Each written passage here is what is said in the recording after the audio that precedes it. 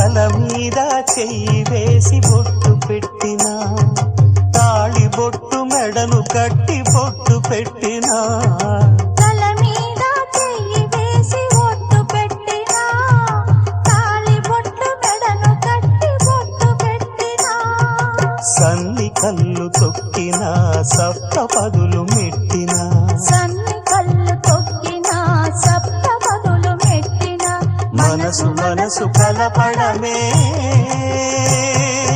మంత్రం పరమార్థం.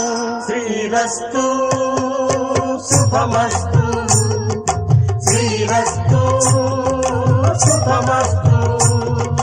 శ్రీకారం చుట్టుకుంది పెళ్లి పుస్తకం, ఇక ఆకారం దాచుతుంది కొత్త జీవితం.